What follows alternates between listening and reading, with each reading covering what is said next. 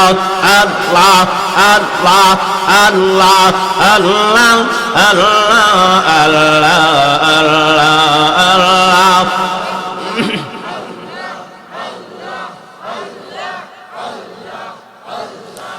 লা ইলাহা ইল্লাল্লাহ মুহাম্মাদুর রাসূলুল্লাহ সাল্লাল্লাহু আলাইহি ওয়াসাল্লাম।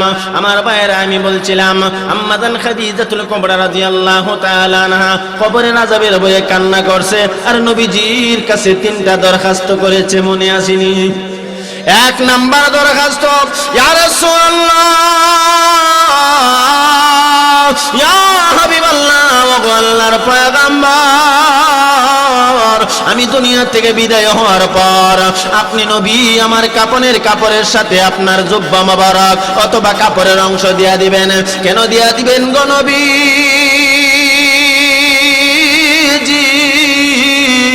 এর পিছনে কারণ হলো আমি কবরের আযাব থেকে বাঁচার জন্যে।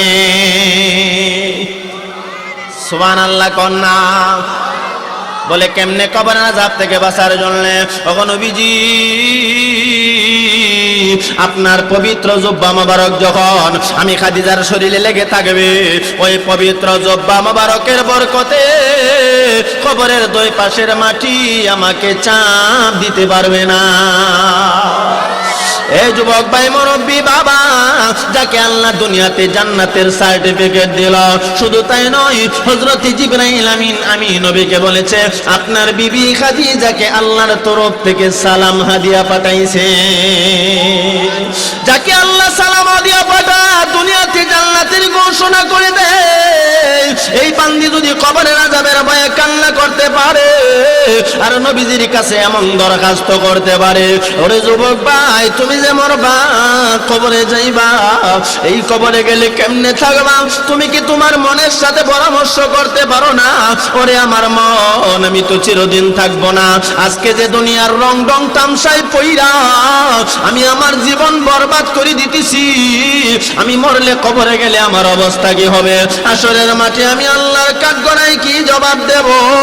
আপনার মনের সাথে পরামর্শ করলে পরে আপনার মন প্রশ্নের জবাব দিয়া দিবে। মন আপনাকে বলবে, রে আল্লাহর বান্দা, এমন ভাবে চললে হবে না, মন চাই জিন্দেগি চালাইলে হবে না, কবরে যে যাইবা কবরের কথা স্মরণ করা। আম্মাজান খাদিজাতুল কুবরা বলে, নবী গো, আপনার পবিত্র জুব্বা মোবারক যদি আমার শরীরে লেগে থাকে, এই জুব্বা মোবারকের বরকতে কবরের দুই পাশের মাটি আমাকে চাপ দিতে পারবে না। সংক্ষিপ্ত আকারে বলে দে, দুই নাম্বার, ও নবীজি, আমি খাদিজা দুনিয়া থেকে বিদায় হওয়ার পর আপনি আমার জানাজার নামাজটুকুন পড়াইয়া দিবেন। সুবহানাল্লাহ কোন। ইয়া রাসূলুল্লাহ, ইয়া হাবিবাল্লাহ, ওগো আল্লাহর পয়গম্বর, আপনি কেন আমার জানাজার নামাজ পড়াইয়া দিবেন? এর পেছনে কারণ হইল আপনি হলেন মুস্তাজাবুদ দাওয়াত। আল্লাহর কাছে আপনি মুনাজাত করতে দিলে হয়, আল্লাহ তাআলা আপনার দোয়া কবুল করতে দিলে হয় না। ওগো নবীজি, জানাজার নামাজ ওই দোয়া পরে আর হাত তোলা লাগে না।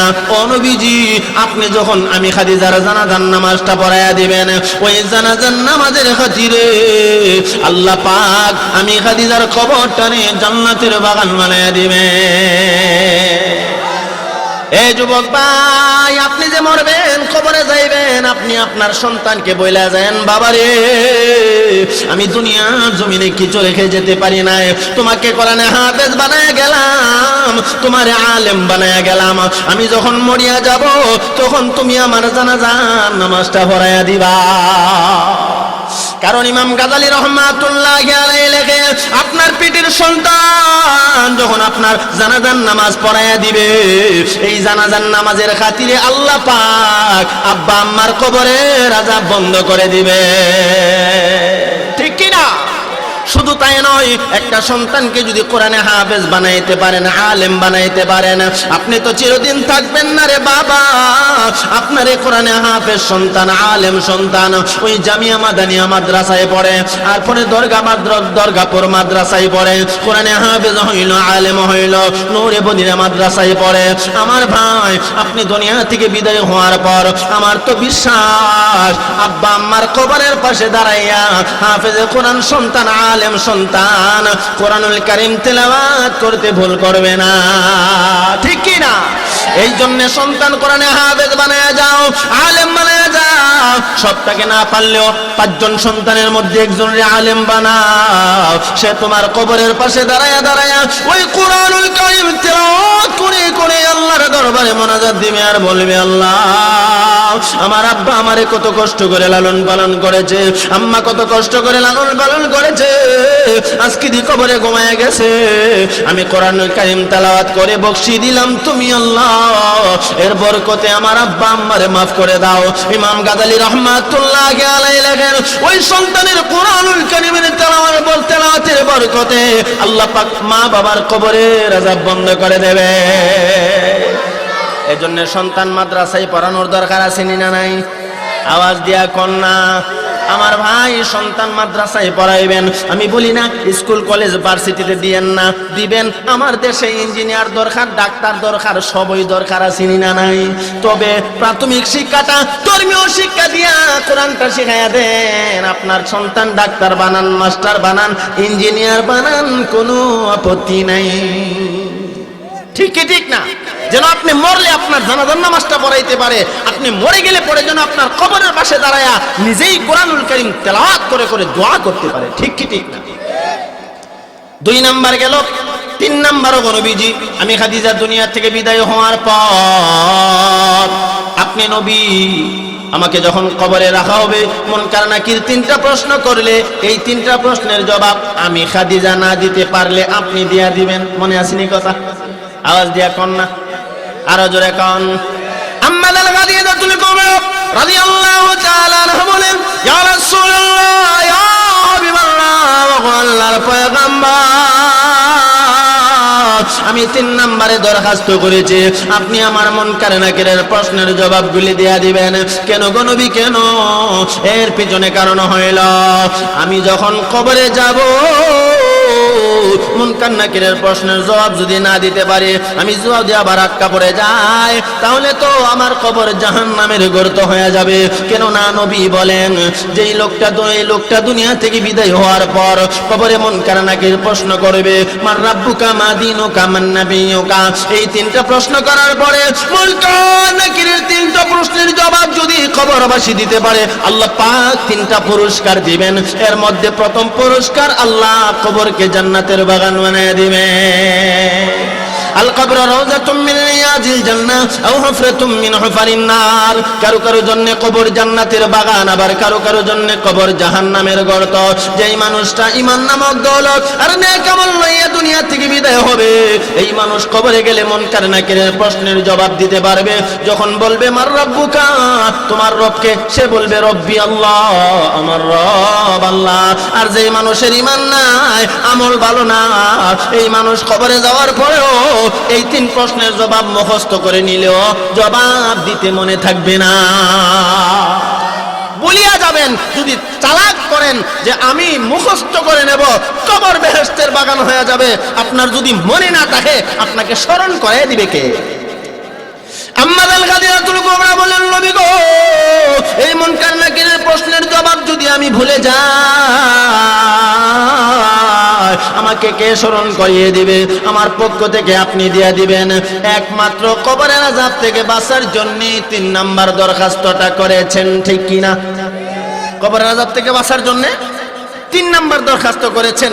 এ ভাই, আজকে আপনারা যারা বসছেন, আমরা যারা বসছি, আমি আপনাদেরকে বলতে চাই, কবরের আযাবের ভয় যদি অন্তরে কেউ ঢুকা, এই মানুষ আর কোনোদিন গুনাহ করতে পারে না। কথা ঠিক কিনা? হাউমাউ করে কান্না করবে। ও ভাই, আম্মা খাদিজাতুল কুবরা রাদিয়াল্লাহু তাআলা আনহা ইন্তেকাল করলেন। লম্বা কথা, আমি 5-7 মিনিটের ভিতরে গুছিয়ে নিচ্ছি ইনশাআল্লাহ। আমার ভাই, এখন নবীজি সাল্লাল্লাহু আলাইহি সাল্লাম আপনার পুরাতন কাপড় দিয়া দিলেন, জানাজার নামাজ পড়াইয়া দিলেন। ভেতরে অনেক কথা, সব বলার সময় নাই, সংক্ষিপ্ত আকারে মূল মাকসাদ যেটা বোঝানোর উদ্দেশ্য সেটা বলার চেষ্টা করছি। এখন জানাজার নামাজ পড়াইয়া দিলেন, পুরাতন কাপড় হরাইয়া দিলেন, কবরে রাখার পর রাইখা নবীজি কবরের পাশে দাঁড়ায় অপেক্ষা করতেছে মুনকার নাকিরের প্রশ্নের জবাব তো দেওয়া লাগবে, ঠিক কি ঠিক না? কারণ ওয়াদা করছি 3 প্রশ্নের তোমার উত্তর আমি দেব। এখন নবীজি কবরের পাশে দাঁড়ায় দাঁড়ায় আল্লাহর দরবারে কান্না শুরু করে দিছে। সুবহানাল্লাহ কোন আর জোরে কন্না সুবহানাল্লাহ। নবী রাহমাতুল আলামিন ওই খাদিজাতুল কুবরা রাদিয়াল্লাহু তাআলা আনহার কবরের পাশে দাঁড়াইয়া কান্না করে আর মাওলা কারীম আল্লাহকে ডেকে ডেকে বলে, ওগো আমার মালিক,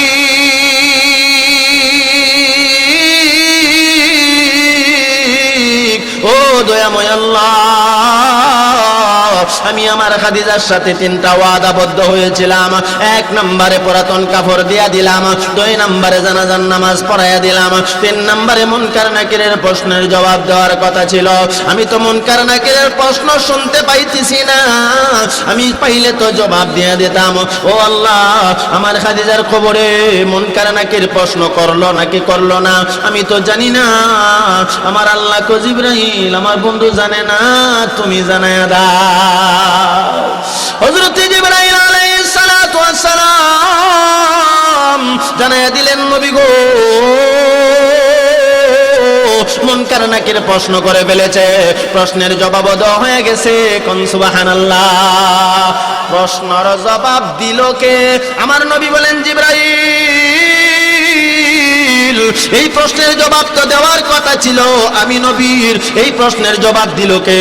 জিবরাইল আমিন বলেন, আপনি দিতে হবে না, আপনার বিবি খাদিজাও দেয় নাই গো নবী, এই মুনকার নাকিরের প্রশ্নের জবাব দিয়েছেন আমার আল্লাহর পক্ষ হতে। সুবহানাল্লাহ। আরো জোরে কোন সুবহানাল্লাহ। নারে তাকবীর। হ্যাঁ হ্যাঁ, ফোন দিয়ে দিকেন একটা ডিট কত বাপরে বা, হুজুরের দাওয়াত দিয়া আমার টেনশন, মাথার চুল পাকাইলিস। একবার হুজুরে ফোন দেই, আবার এরারে ফোন দেই, ব্রাহ্মণবাড়িয়া বৃষ্টি হচ্ছে, ঢাকা বৃষ্টি হচ্ছে, ওয়াজ হবে কিনা, হুজুরে নিয়ে আসবো কিনা, বিরাট। হুজুরে পাইছেন হুসিনা বেজার, হ্যাঁ 2022-23 সাল পর্যন্ত খালি নাই হুজুরের কথা বুঝছেন নি। খুব কষ্ট করে হুজুরের ডেট লইছি। আল্লাহ তাআলা হুজুরের হায়াতে তয়্যিবা তবিলা দান করেন, কোন আমিন। আপনারা যারা বসছেন আল্লাহ তাআলা আপনাদের সকলের হায়াতে বরকত দান করেন, কোন আমিন। এই মাহফিল কমিটি, মসজিদ কমিটি যিনারা এই মাহফিলের আয়োজন করছে, সকলের হায়াতে আল্লাহ বরকত দেন, কোন আমিন। আমাদের সবাইকে আল্লাহ জান্নাতের মালিক বানায়া দেন, কোন আমিন। হুজুরের আলোচনা শুননা যাইবেন না যাইবেন গা? সবাই শুনে যাবেন না ইনশাআল্লাহ। আমার ভাই আলোচনা যেটুকুন করলাম এর ভিতরে বোঝানোর চেষ্টা করলাম, মরব কবরে যাব, কবরের হুজি নিয়েই কবরে যাব, ঠিক কি ঠিক না? 1 নাম্বার কবরের হুজি হইল তওবা কইরা মাফ ছায়া যাওন, 2 নাম্বার কবরে সদকা জারিয়া চালু কইরা কবরে যাওন, ঠিক কি ঠিক না? 5,000 টাকা, 10,000 টাকা, 1 লাখ টাকা মাদ্রাসা মসজিদে দিলেন, গরিব মিসকিনকে দিলেন, এই যে সদকা জারিয়া কইরা গেলেন, এই সদকা জারিয়া আপনার কবরে আপনার সাথে যাবে, কন্যা সুবহানাল্লাহ। এই জন্য আজকের এই মাহফিলে মসজিদের জন্য নাকি মসজিদের জন্য বেশি না, কাজ তো আগের থেকে অনেক ভালো হয়েছে আলহামদুলিল্লাহ।